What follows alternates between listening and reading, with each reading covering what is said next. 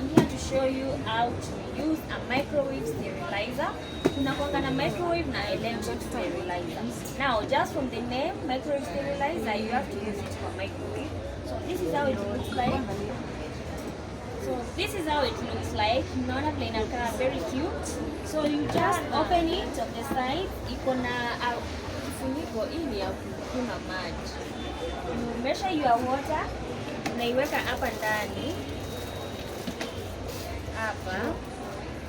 Using this one. Then after kuweka maji, unaekelea hiyo hapo juu. Then weka chupa zako.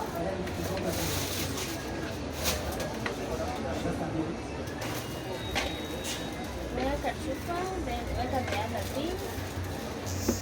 Then funika. Then microwave it to sterilize your equipment.